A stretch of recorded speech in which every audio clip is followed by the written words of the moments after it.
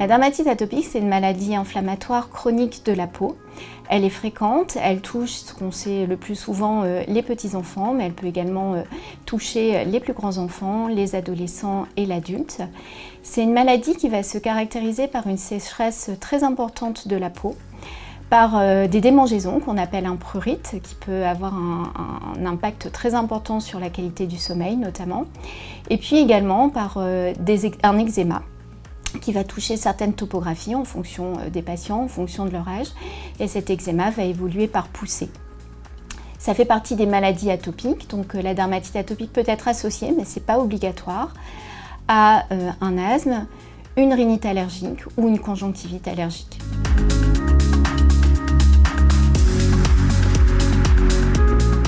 Alors, la dermatite atopique, elle va affecter le quotidien des patients dans toutes ses dimensions. Ça va d'abord être la gêne liée aux démangeaisons, on ne dort pas, on se réveille, on a du mal à s'endormir à cause des démangeaisons et donc le lendemain la journée est fichue.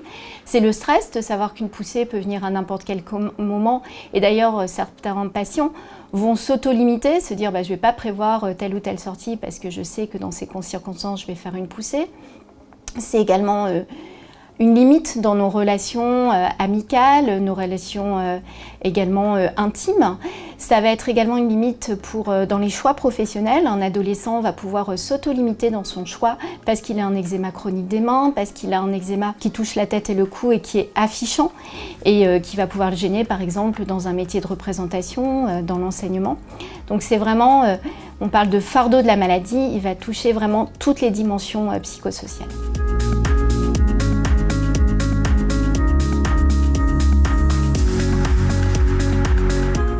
Il y a beaucoup de solutions, donc déjà ce qui est important c'est d'en parler et de consulter. Consulter, ça peut être aussi son médecin généraliste, son pharmacien et puis bien sûr le dermatologue en ville et si besoin également à l'hôpital. Parce qu'il y a plein de solutions qui sont adaptées à la sévérité de votre eczéma. Ça peut être des crèmes et on peut aussi passer, si c'est nécessaire, à des traitements par voie générale.